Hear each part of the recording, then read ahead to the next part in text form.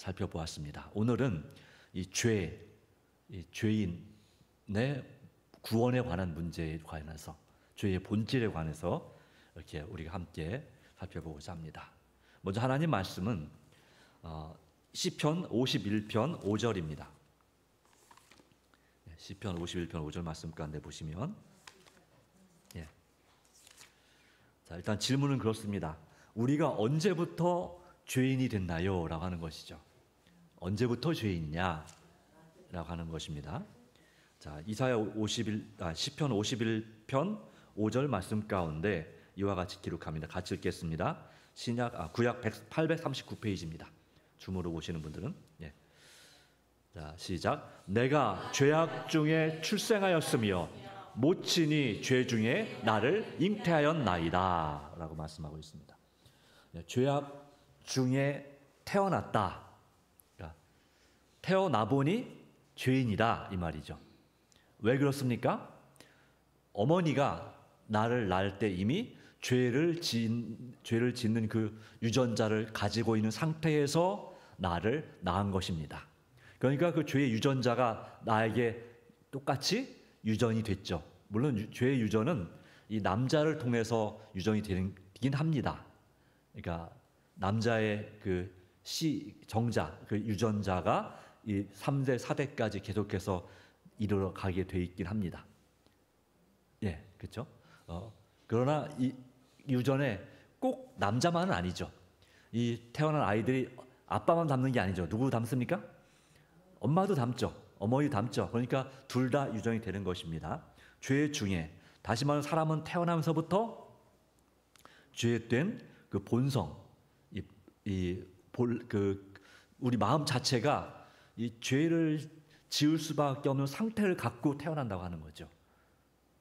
여러분이 살아가시면서 이렇게 어린 아기들 한번 보시면 그 아기들에게 그 떼쓰고 우는 거 가르쳐 줬어요? 안 가르쳐 줬어요?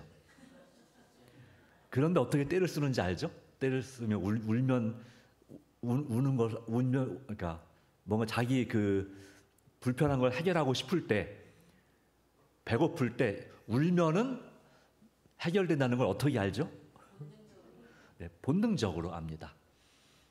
그리고 이렇게 딱 뭔가 쥐어주면 움켜쥐고 잘 안 놓습니다. 뭐라는 겁니까? 내 거라는 것을 압니다.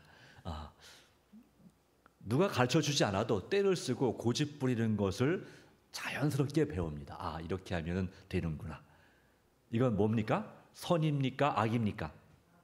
따지고 보면 악한 일인데, 그 죄로 우리 마음이 자연스럽게, 죄는 누가 가르쳐주지 않아도, 물론 아주 고도의 죄는 요즘은 막 뉴스에서 가르쳐줘요. 이렇게 범죄를 했다더라. 그것도 사실 안 좋은 건데, 기본적인 것은 자연스럽게 배웁니다. 왜 그렇습니까? 성경은 그 이유가 뭐라고요? 우리 마음에 이 본질적인 죄된 뭐가 있어요? 본성, 영어로는 네이처인데, 그 우리의 성질, 성격이 어디로 기울어지게 되어 있어요? 왼쪽으로. 그러니까 이 악한 쪽으로 자연스럽게 기울어지게 되어 있어요. 배우기가. 그런데 이 선을 행하는 오른쪽으로 기울어지는 것은 노력이 필요해요. 그렇죠? 그렇습니다. 아담과 하와가 하나님을 대적해서 반역했을 때, 즉 죄를 졌을 때, 그들은 생명과, 그 에덴 동산에 두 나무가 있었죠. 에덴 동산 중앙에 두 나무가 있었는데 무슨 나무와 무슨 나무가 있었어요? 생명나무와 선악을 알게 하는 나무가 있었어요. 선악나무 또는 지식의 나무라고도 하는데, 하여튼 어떤 분들은 이 선악과 열매가 뭐 사과같이 생겼다고 하는데 그거는 전혀 근거가 없습니다. 그냥 그렇게 그림을 그릴 뿐이죠. 자, 이 생명과 열매를 먹을 권리가 창조된 아담과 하와에게 있었어요, 없었어요? 그 생명나무 열매를 먹는 한 이 사람은 죽지 않고 영원히 살 수가 있는 것입니다. 그럼 죄를 짓기 전에 아담과 하와가 생명과를 먹었을까요? 안 먹었을까요? 못 먹었을까요? 네, 먹었습니다. 하나님께서 이 시험 끝날 때까지 금지시키지 않았을 거라 생각이 됩니다. 이 사람이 죄를 지은 것을 살펴볼 때에 아담이 130살에 셋째 아들을 낳았어요. 아담과 하와가. 첫째가 누구였습니까? 가인. 둘째가 누굽니까? 아벨. 셋째가? 아닙니다. 누구요? 네, 셋째는 셋입니다. 자, 네, 셋을 낳았어요. 여기 이 그림이 바로 그 셋을 낳았을 때 이제 이 아들을 그 둘째인 아벨이 죽임당한 슬픔을 견뎌내고 이제 셋째를 낳고 기뻐하는 아담과 하와의 모습을 그린 겁니다. 몇 살에 낳았다고요? 130살. 그러니까 이 가인과 아벨이 죄를 지은 다음에 태어났잖아요. 그러면 한 몇 살쯤 태어났을 것 같습니까? 가인과 아벨은? 아담과 하와가 몇 살쯤일 때? 그러고 보니까 아담과 하와 나이는 동갑입니다. 그렇죠. 동갑내기 부부입니다. 자, 여기 동갑이신 분 계신가요? 부부가? 아, 네. 네. 저희 부부가 동갑인데, 저희 그 동갑이라고 하면 우리 이민원 사모가 싫어합니다. 나이 들어 보인다고. 어쩔 수 없지만 그래도 뭐 나이보다 젊게 사는 거죠, 그냥 뭐. 네, 이 신체 나이가 여러분도 지금 여러분 신체 나이는 원래 나이보다 조금 더 젊게 살지 않으십니까? 많이 젊게 사시죠, 그렇죠? 네, 네. 70대이신 분은 열심히 일하시고 움직이는 분은 적어도 신체 나이가 몇 살쯤 됩니까? 60대입니다. 10년 젊습니다.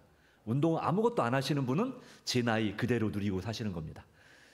그러나 적어도 일을 하든지 운동을 하든지 뭔가 계속 끊임없이 움직이고 건강관리를 하시는 분들은 최소한 10년은 젊게 사시는 거죠. 일주일 내내 하루도 안 빠지고 운동하시는 분은 20년 젊게 사는 거랍니다. 그러니까 운동이 그렇게 중요합니다. 그래서 운동을 안 하시면 돌아가시기 10년 동안 골골 하다가 이렇게 병원 다니면서 약 먹고 살다가 돌아가시는 거고, 운동을 꾸준히 하시는 분들은 뭐 길어야 몇 달 아니면 며칠 고생하고 돌아가시는 차이가 있습니다. 안타까운 것은 예수님께서 재림하시지 않는 한 저와 여러분은 누구나 다 죽는다고 하는 것입니다. 왜요? 죄악 중에 태어났고 그 죄의 결과이기 때문에라고 하는 것입니다. 죄를 지은 다음에 아담과 하와가 이 생명과를 먹을 수 있는 권리를 잃어버렸습니다. 이 선악과에 무슨 독이 있어서 그랬나요? 선악과에는 독이 없었습니다. 어떻게 알죠? 우리가 부저 선지자라는 책을 읽어보시면 알 수 있습니다. 성경에는 따로 독이 있다 없다 나오지 않지만 그렇습니다. 그러니까 죄를 짓게 된 이유는 바로 하나님 말씀을 어겨서 죄를 짓게 된 거지, 또 죽게 된 것이지, 선악과에 독이 있기 때문에 그 독 때문에 사람이 죽게 된 건 결코 아니다라고 하는 것입니다. 네, 그렇죠. 그리고 그 죄의, 그러니까 이 아담과 하와가 죄를 지음으로 그 죄의 유전자가 생겨나게 된 거예요. 죄의 유전자가 그 몸속에.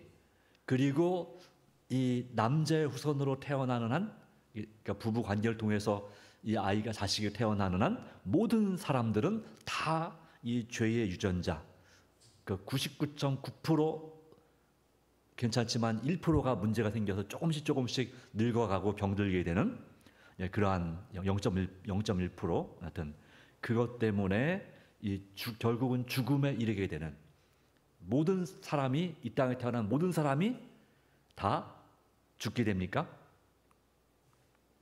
죽게 되게 되었습니다. 그리고 또 뭐가 됐냐면 죄에 대한 이게 저항력이 약해졌습니다. 왜 그럴까요?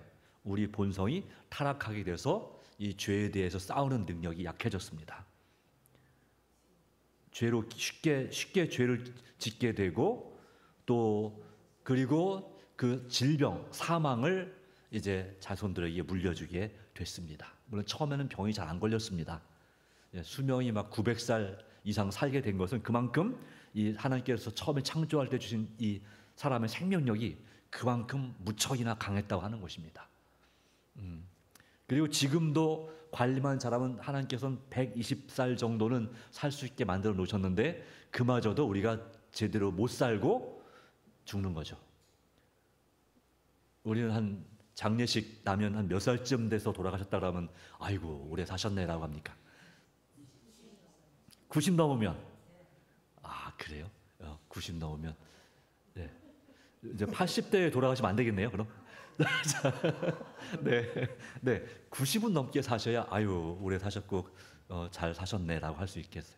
네, 옛날에 한 10년 전만 해도 80만 넘어도 괜찮았는데 또 제가 어렸을 때 한 50년 전에는 몇 살만 넘게 살아도 환갑 그렇죠. 예, 60살만 넘어도 기억하시죠? 60세 그 한갑 맞이하신 그 어르신 얼굴이 오늘날 몇 살쯤 돼 보이시는 얼굴이었어요? 예, 예, 80 좀 그래도 관리 도시에 사시는 분 한 80 정도, 시골 사시는 분 한 90 넘은 할아버지 할머니처럼 보였어요. 예, 그만큼 체력이 소진됐다는 얘기죠. 너무 고대 일을 해서. 네. 또 좋은 것도 많이 못 먹고 뭐 그런 것도 있을 거라 생각합니다. 자, 그래서 우리는 태어나서부터 죄를 짓는 상태로 살고 있습니다. 근데 꼭 행동으로 옮겨야 죄인가요? 라는 질문합니다. 마태복음 5장 28절 말씀 가운데 나는 자 읽어봅시다. 시작. 나는 너에게 이르노니 여자를 보고 음욕을 품는 자마다 마음에 이미 간음하였느니라. 예, 예수님께서 하신 말씀 그 전에는 구약 시대에는 그냥 행동으로 말이나 행동으로 짓는 죄만 죄로 여겨졌습니다. 조금 더 죄를 덜 졌다고 생각했었겠죠. 네. 그런데 우리 예수님께서 이 산상보훈의 말씀 가운데서 말씀하기를 말과 행동으로만 짓는 즉 겉으로 드러난 죄만 죄가 아니라 뭣도 죄라고요? 마음속에 생각으로 짓는 것도 죄가 될 수 있다는 사실을 말씀하셨어요. 자, 왜 그럴까요? 우리의 말과 행동, 겉으로 드러난 말과 행동은 어디에서 나온 결과예요? 우리의 마음의 생각에서. 마음이 어디 있습니까? 자, 여기 있습니까? 여기 있습니까? 머리에 있습니까? 가슴에 있습니까? 네. 자, 그러니까 이성적인, 그러니까 그 논리적인 그런 생각들은 머리에 있습니다. 근데 내 감정을 누구를 생각하면 마음이 정말 가슴 아프고 그렇잖아요. 아플 때 누가 정말 안 됐으면 가슴이 아프지 머리가 아픕니까? 자, 머리 아플 때는 언제 머리가 아픕니까? 그렇죠. 예, 뭔가 논리적으로 방법을 찾고 해결하려고 할 때 그럴 때 머리가 아픕니다. 그런데 누군가를 정말 그 사람 때문에 상처받고 또 스트레스 받고 할 때는 어디가 아픕니까? 가슴이 아픕니다. 그래서 과학자들이 심장에도 뇌가 있다는 것 사실을 발견했어요. 심장뇌라고 합니다. 그래서 이 두 개가 합쳐서 우리의 이성과 그 다음에 감정이 만날 때 그것이 생각이 되는 거죠. 그렇죠. 그냥 머리만 그러면 어떻게 딱 정리할 수 있어요. 근데 내 가슴으로 마음이 막 괴로우면 빨리 결정을 해버려야 되는 거죠. 예, 그렇게 되는 경우가 많이 있습니다. 그러기에 이 마음 겉으로 드러나지 않고 다른 사람에게 들키지 않았다고 해서 그것이 죄가 아니냐? 아니라고 우리 주님은 죄라고 말씀하십니다. 왜냐하면 말과 행동은 그 마음에서 나온 거기 때문에. 그래서 이 마음을 성경은 우물이라고도 말하고 또는 뿌리라고도 말합니다. 뿌리가 건강하면 나무가 건강하죠. 그런데 뿌리가 썩으면 이 나무 잎사귀가 희한한 건 그래요. 이렇게 위에부터 물이 적으면 잎사귀 끝에서부터 마르는데 뿌리가 썩으면 어디부터 말라요? 밑에부터 마릅니다. 뿌리 썩고 줄기가 썩고 그 다음에 쭉 올라가서 맨 마지막 잎사귀가 끝에가 말라버리죠. 네. 그러니까 당장은 죄를 지었을 때 문제가 생겼을 때 당장은 모릅니다. 전문가가 아니고는 이게 문제가 있다는 모릅니다. 그런데 나중에 가면 누구나 다 알 수 있게 되는 것이죠. 그렇습니다. 사람이 마음으로 짓는 죄도 당장은 사람들이 알 수가 없습니다. 그러나 그것이 오래 지나면 사람들이 읽을 수 있죠. 표정에서, 그리고 그 말과 행동 가운데서 그러기에 외적인 행동은 내적 그 결심의 연장에 불과하다. 그러므로 이와 같이 여기 말씀처럼 이 여성을 보면서 정말 참 진짜 아름답다라고 보는 것은 좋은 생각입니다. 순수하고 바르고 옳은 거죠. 그러나 어떤 이기적이고 음욕을 품고 쾌락을 즐길 생각을 한다면 그것은 죄를 짓는 것이다. 잠언 23장 7절은 그 마음의 생각이 어떠한즉 그 위인 그 사람 됨도 그러하니라 라고 말씀하고 있어요. 아무리 겉에서 사람 보기에 남들 보기에 좋게 막 이렇게 괜찮은 사람으로 보일지라도 시간이 지나면 그 사실 그 사람의 본심을 알게 됩니까? 모르게 됩니까? 알게 되죠. 아무리 정치가들이 이렇게 선거 때는 너무 잘하지만 그 정체가 언제 드러납니까? 선거 끝나면 그 임기 끝나기 전에 적어도 한 번은 드러날 수도 있습니다. 자, 그러기에 우리는 마음으로 짓는 것도 죄다. 그렇다면 세상에서 죄를 짓지 않은 사람은 몇 명이나 될까요? 사람 중에 있긴 있는데요.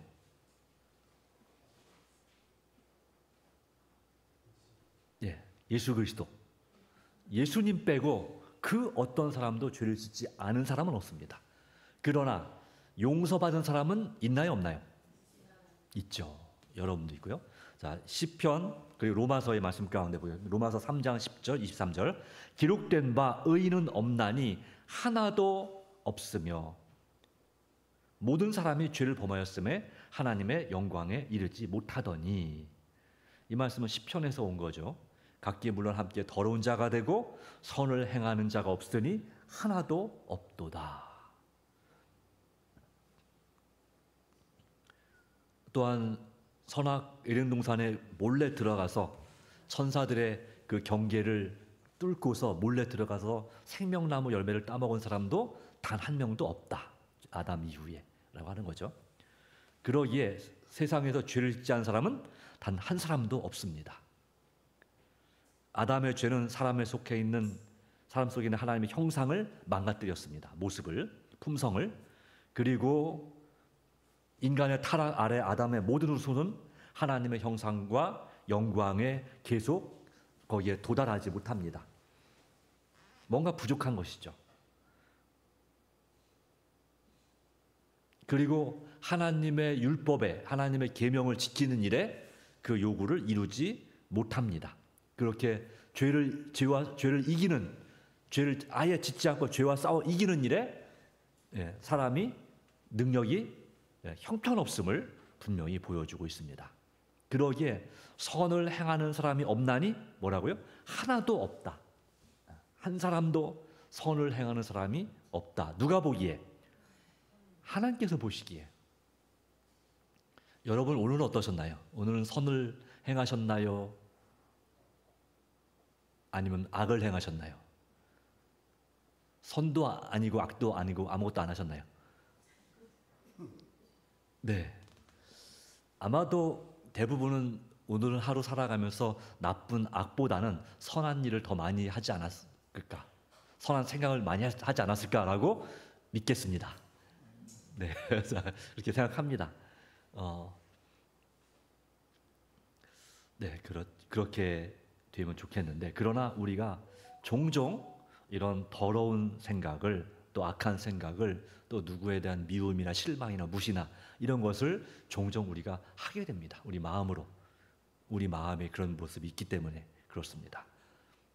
이런 우리에게 주님은 그렇다면 죄가 무엇이냐를 성경은 우리에게 말하고 있습니다. 죄란 과연 무엇일까요? 죄의 정의는 죄란 이런 뜻이죠. 요한일서 3장 4절 말씀 가운데 읽겠습니다. 시작. 죄를 짓는 자마다 불법을 행하나니 죄는 불법이라. 이 죄를 이 한자 한문으로 보면 이 넉사자 더하기 안일 비자입니다. 이게 그림을 보여드릴 수는 없어서 좀 아쉽지만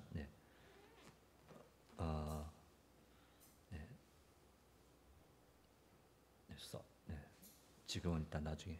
하여튼 그래서 죄라고 하는 글자 자체가 한자 자체가 네 가지가 아닌 것이다라고 하는 것입니다. 자, 뭐가 네 가지가 아닐까요?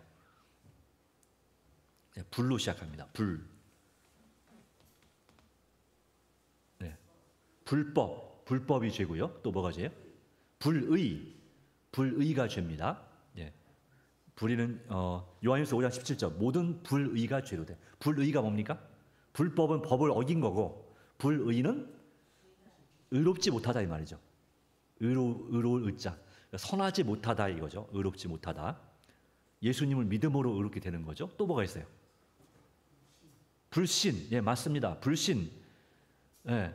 로마서 14장 23절 말씀 가운데 믿음을 따라 하지 아니하는 것은 다 죄이니라. 불신은 뭐예요? 믿지 않는 거죠. 그게 불신이에요. 믿지 않는 거. 또 믿지 못하는 거, 의심하는 거, 이런 게 바로 불신이에요. 불신. 그러니까 불신, 불법, 불의 하나 더 한다면 뭐가 있을까요? 예?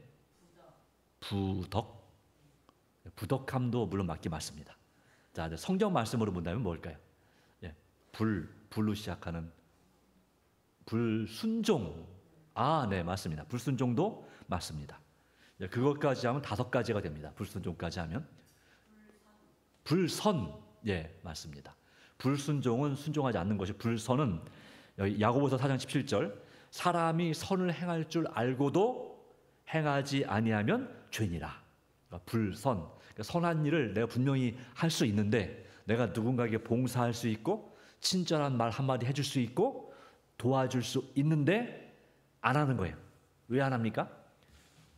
귀찮아서, 또는 욕먹을까 봐 도리어. 네. 또 누군가 대신 하겠지 뭐 이러고 안 하는 것도 있죠. 바로 이와 같은 것. 그래서 여기에 있는 것처럼 불신, 불선, 불의, 불법, 이것이 이 네 가지가 죄다. 집사님 말씀하신 것처럼 우리 불 하나 더 한다면 불순종. 이 불순종은 불신하고 관련이 있어요. 믿지 못하니까 뭐 하잖아요? 순종하지 않아요. 따라하지 않아요. 말을 안 들어요. 믿지 못하니까. 믿고 사랑해야 말을 듣죠. 못 믿고 사랑하지도 않는데 왜 그 사람 말을 내가 들어야 됩니까? 들을 때가 있어요. 어떤 때 듣습니까?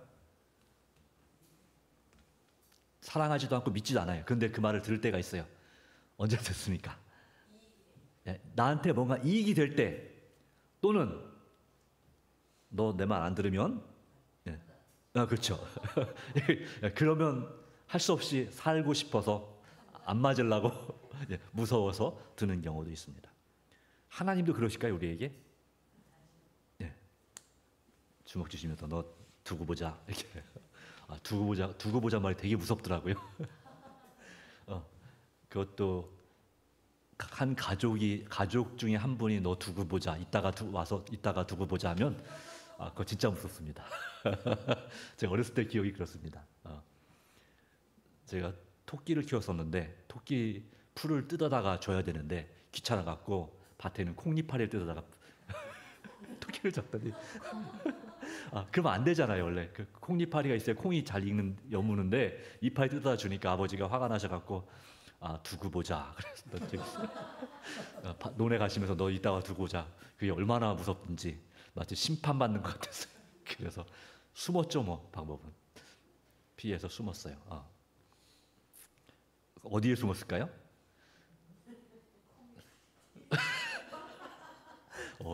천재시네. 네, 맞아요. 콩밭에 숨었어요. 콩잎파리 때문에 혼났는데 콩밭에 숨었어요. 참 이상하죠. 예, 사람은 그래요.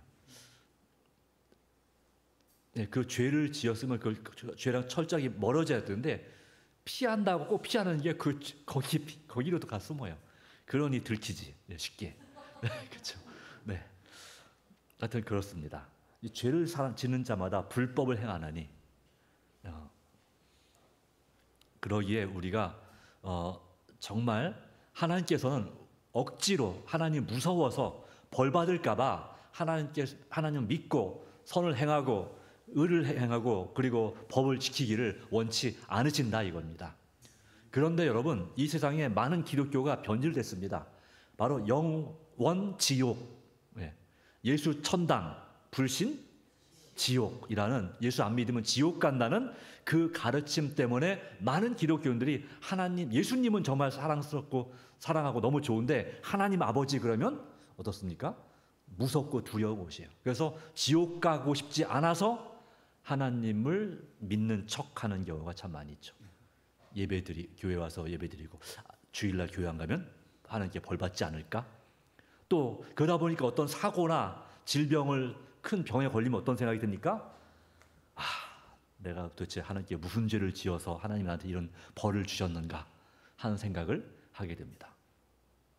그런데 말씀했죠. 하나님은 아무도 벌 주지 않는다. 시험하지 않는다. 물론 시련을 허락하시지만 하나님께서는 어떻게 하기 원하십니까? 하나님께서 나를 얼마나 많이 사랑하시는지를 알기 원하십니다.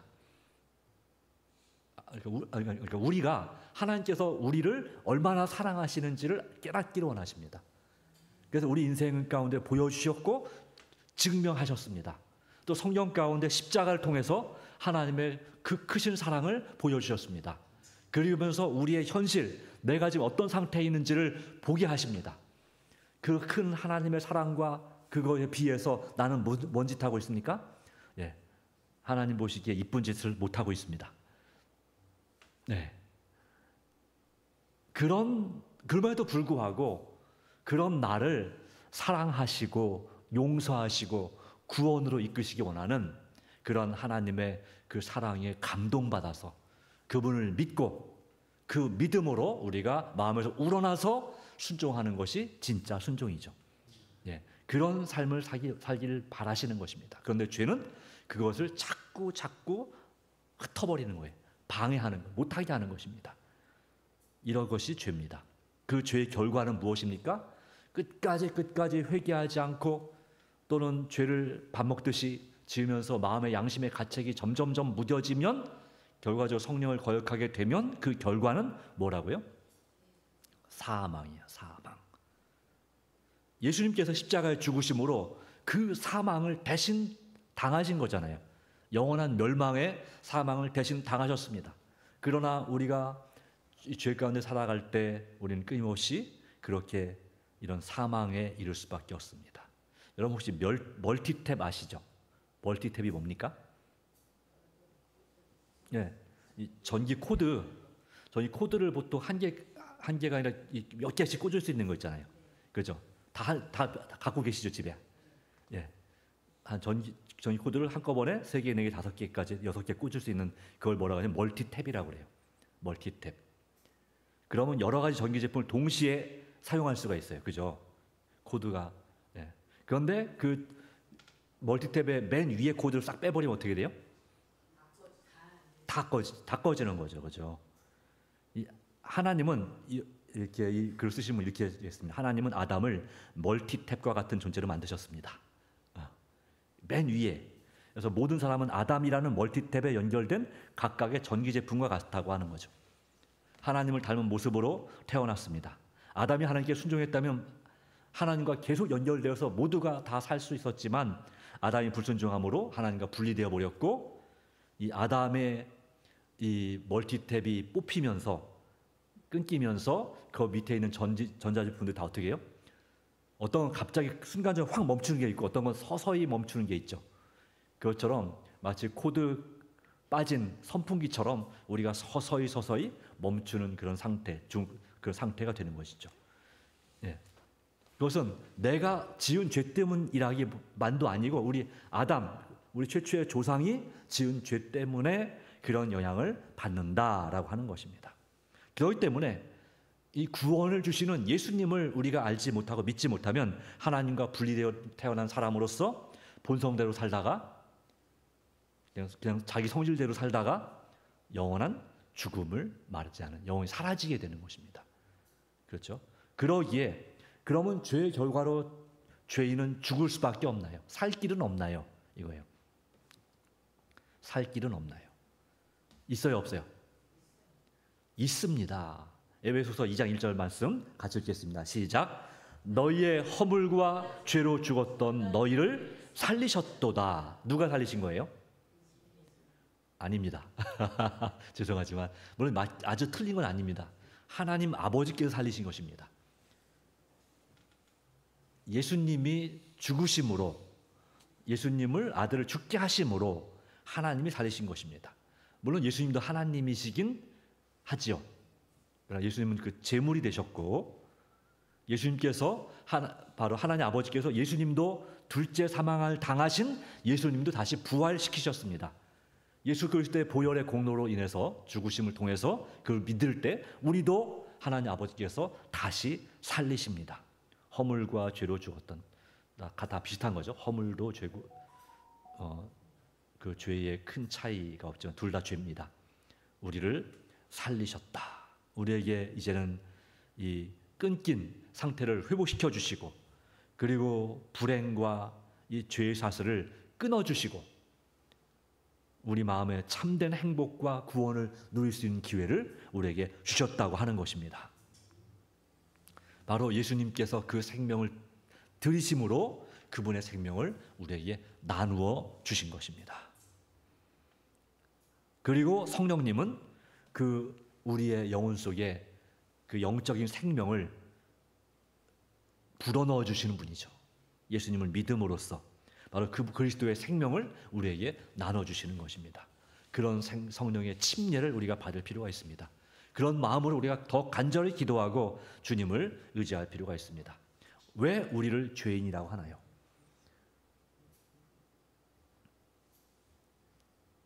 왜 우리를 죄인이라고 합니까? 죄를 졌으니까. 또 뭐가 있습니까? 죄 가운데서 태어났으니까, 본질적으로 죄인이니까 그렇습니다. 막 태어난 아기도 죄인이란 얘기죠. 자, 그러나 또한 예수님은 하나님은 우리가 예수님을 믿을 때 우리를 의인이라고 인정하시는 것입니다. 그것을 신학적 용어는 칭의, 우리가 침례를 받을 때, 예수님 믿고 침례를 받을 때 우리를 하나님의 자녀로 이렇게 삼아 주시는 그 칭의라고 하는 이것이 바로 우리를 의인이라고, 분명히 죄인이지만 용서해 주시고 우리를 의인으로 인정해 주시는, 삼아 주시는 하나님의 놀라운 은혜와 사랑이 우리에게 있는 것입니다. 주님 안에서 진정한 위로와 힘을 얻게 되기를 간절히 소망합니다.